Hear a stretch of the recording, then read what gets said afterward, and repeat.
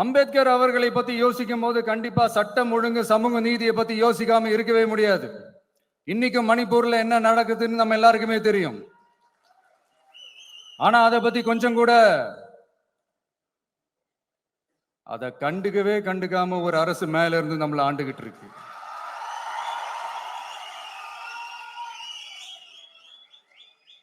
சரி, அங்கதான் அந்த அரசு அப்படி இருக்குன்னா இங்க இருக்கிற அரசு எப்படி இருக்கு?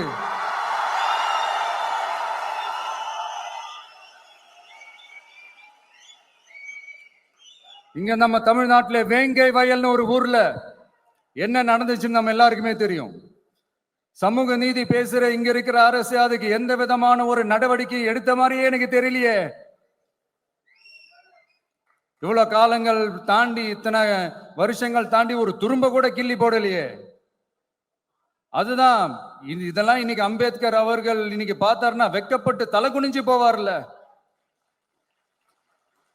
கரெக்ட். நம்ம நடக்கிற பிரச்சனைகள், நடக்கிற கொடுமைகளுக்கெல்லாம் நம்ம குரல் கொடுக்கணும். ஆனா நடக்கிற பிரச்சனைகள் ஒன்னா ரெண்டா? பெண் குழந்தைகளுக்கு எதிரா, பெண்களுக்கு எதிரா, ஏன் மனித உயிர்களுக்கு எதிரா? இதெல்லாம் நம்ம பார்க்கிறோம், படிக்கிறோம், மத்தவங்க கிட்ட இருந்து கேட்டு தெரிஞ்சுக்கிறோம். இதுக்கெல்லாம் ஒரு நிரந்தரமான ஒரு தீர்வு என்ன தெரியுமா? ரொம்ப சிம்பிள் தான். நம்ம தமிழ்நாட்டு மக்களுக்கு தேவையான அடிப்படை வசதிகளை பாதுகாப்புடன் முறையாக முழுமையாக அளிக்கும், மக்களை உண்மையாகவே நேசிக்கிற ஒரு நல்ல அரசு.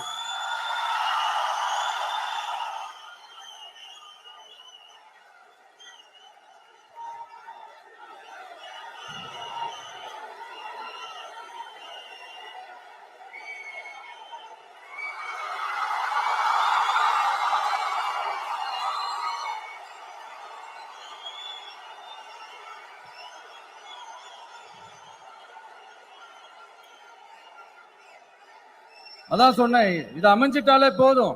அதான் ரொம்ப சிம்பிள்னு சொன்னேன். அதனால இங்க டெய்லி நடக்கிற பிரச்சனைகளுக்கு சம்பிரதாயத்துக்காக ட்வீட் போடுறதும், சம்பிரதாயத்துக்காக அறிக்கை விடுறதும், சம்பிரதாயத்துக்காக நானும் மக்களோட மக்களா இருக்கிறேன்னு காட்டிக்கிறதும், சம்பிரதாயத்துக்காக மழை தண்ணியில நின்று போட்டோ எடுக்கிறதும்,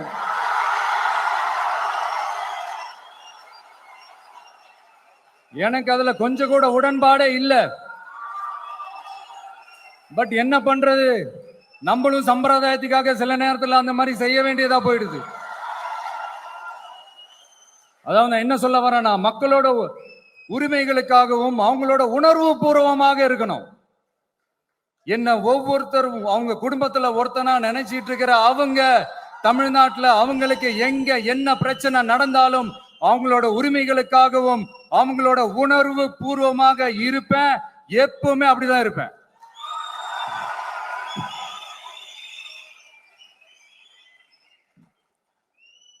மக்கள் உணர்வுகளை மதிக்க தெரியாத, மக்களுக்கு அடிப்படை சமூக நீதியான பாதுகாப்பை கூட உறுதி செய்ய இயலாத, கூட்டணி கணக்குகளை மட்டுமே நம்பி இருமாப்புடன் 200 வெல்வோம்,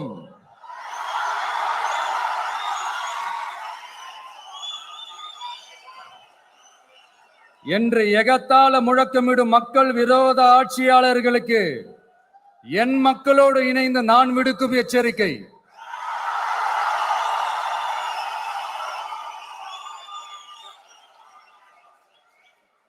நீங்க உங்களோட சுயநலனுக்காக பல வழிகளில் பாதுகாத்து வரும் உங்கள் கூட்டணி கணக்குகள் அனைத்தும் 2026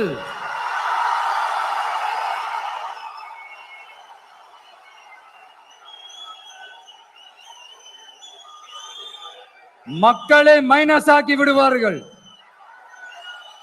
மக்களே மைனஸ் ஆக்கி விடுவார்கள். மக்களே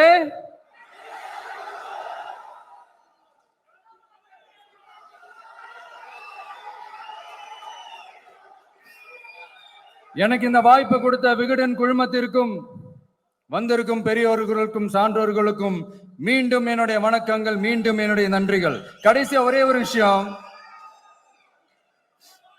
விடுதலை சிறுத்தைகள் தலைவர் திரு தொல் திருமாவளவன் அவர்கள், அவங்களால இன்னைக்கு வர முடியாம போச்சு.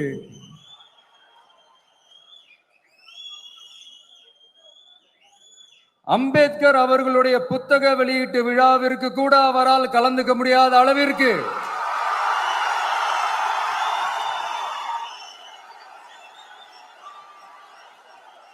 கூட்டணி கட்சிகள் சார்ந்து எவ்வளவு பிரஷர் இருக்கும் என்று என்னால் யூகிக்க முடிந்தாலும் நான் இப்ப சொல்றேன், அவருடைய மனசு முழுக்க முழுக்க இன்னைக்கு நம்மளோட தான் இருக்கும். அண்ணல் அம்பேத்கர் அவர்களுடைய இந்த நூல் வெளியீட்டு விழாவில் கலந்துக்கிறது, அதுவும் இந்த முக்கியமான நாள்ல கலந்துக்கிறது எனக்கு கிடைச்ச மிகப்பெரிய ஒரு வரமா நான் நினைக்கிறேன். விகடன் குழும நிறுவன தலைவர் திரு ஸ்ரீனிவாசன் அவர்கள், அண்ணல் அம்பேத்கர் அவர்களுடைய பேரன் திரு ஆனந்த் டெல்டும்டே அவர்கள், நீதியரசர் ஓய்வு பெற்ற நீதியரசர் திரு சந்துரு அவர்கள், திரு ஆதவ் அர்ஜுனா அவர்கள், என் நெஞ்சில் குடியிருக்கும்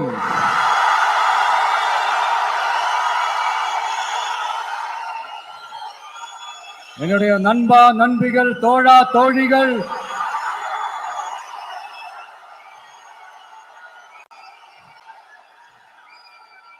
உங்க எல்லாரு கூடவும் இவங்க எல்லாரு கூடவும் இந்த ஸ்டேஜ்ல நானும் இருக்கிறது எனக்கு ரொம்ப பெருமையா இருக்கு. முக்கியமா இப்படி ஒரு ஃபங்க்ஷனை ஏற்பாடு பண்ணி எனக்கு அந்த வாய்ப்பை கொடுத்த விகடன் குழுமத்திற்கு என்னுடைய மனமார்ந்த நன்றிகளை தெரிவிச்சுக்கிறேன்.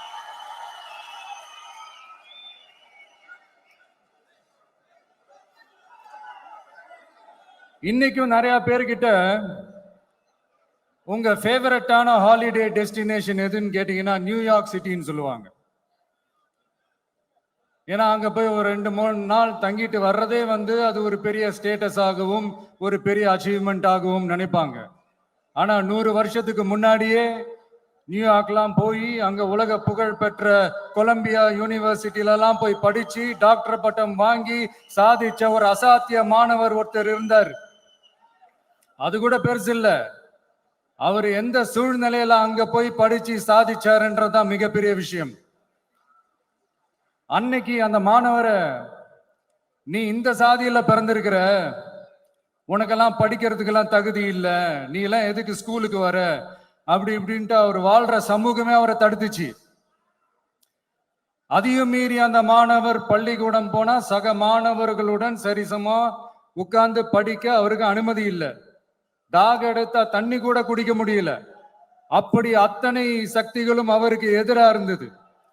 ஆனா ஒரே ஒரு சக்தி மட்டும்தான், நீ படி, எத்தனை தடைகள் வந்தாலும் படி, தொடர்ந்து படி அப்படின்னு சொல்லிக்கிட்டே இருந்தது. அதுதான் அந்த மாணவருக்குள்ள இருந்த அந்த வைராக்கியம். அந்த சின்ன வயசுல அந்த மாணவருக்குள்ள எப்படி அப்படி ஒரு வைராக்கியம் வந்துச்சுன்னு நினைச்சு பார்க்கும்போது உண்மையிலே பிரமிப்பாதான் இருந்துச்சு. அந்த வைராக்கியம் தான் அந்த மாணவரை பிற்காலத்துல இந்த நாட்டோட ஒரு தலை சிறந்த இன்டெலெக்சுவலா டிரான்ஸ்ஃபார்ம் ஆகிறதுக்கும் காரணமா இருந்துச்சு. எனக்கு தெரிஞ்ச உலக வரலாற்றிலே இப்படி ஒரு டிரான்ஸ்ஃபர்மேஷனை யாரும் பார்த்திருக்க மாட்டாங்க. அந்த மாணவர் வேற யாரும் இல்ல, நம்மளுடைய அண்ணல் அம்பேத்கர் அவர்கள் தான்.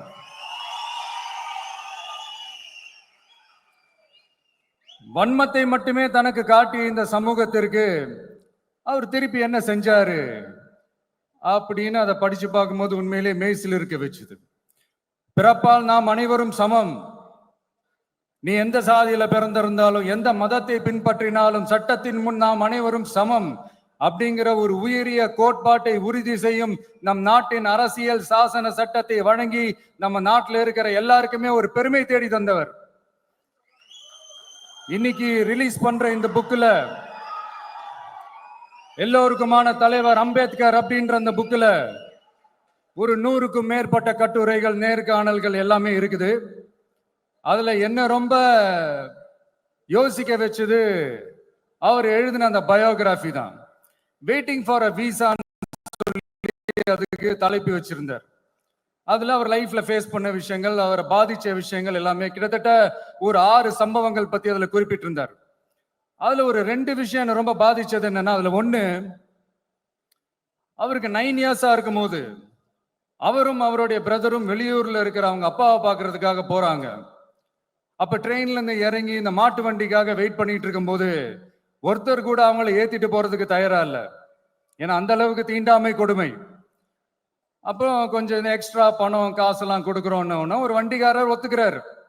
அப்ப கூட அந்த வண்டிக்காரர் என்ன பண்றாருன்னா, அந்த பசங்களை வண்டி ஓட்ட சொல்லிட்டு இவரு தீட்டு பட்டுடும்னு சொல்லி வண்டியில ஏறாம நடந்து போறாரு.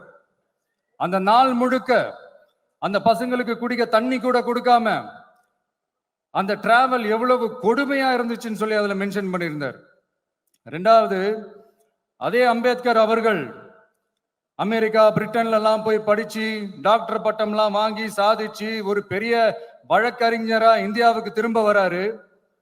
அப்ப மும்பைக்கு பக்கத்துல ஒரு கிராமத்துக்கு அவரை கூப்பிடுறாங்க. அப்ப அவர் ஒரு அரசாங்க பொறுப்புல இருக்கிறாரு. அந்த கிராமத்துக்காரங்க ஒரு வண்டியை ஒண்ணு ஏற்பாடு பண்ணி அவரை கூட்டிட்டு வரணும்னு நினைக்கிறாங்க.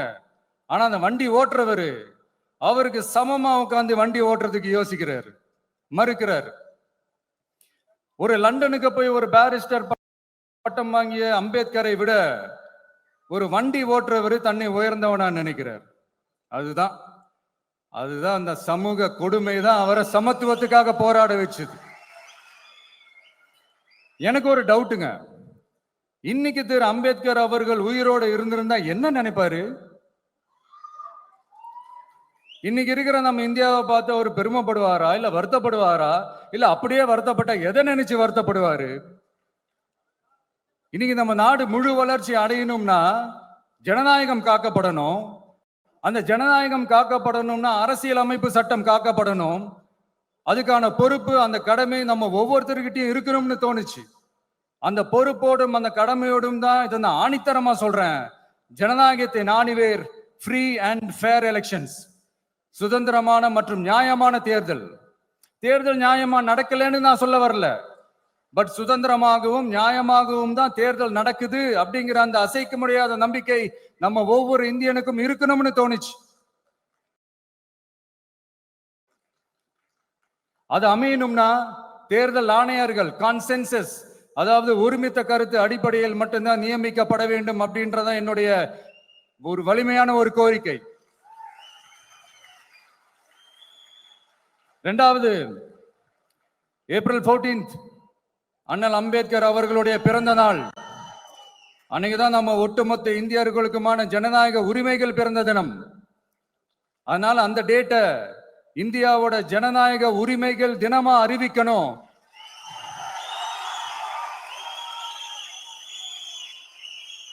அப்படின்றத என்னுடைய இன்னொரு தாழ்மையான ஒரு வேண்டுகோள். அது இந்திய ஒன்றிய அரசிடம் நான் முன்வைக்கிறேன்.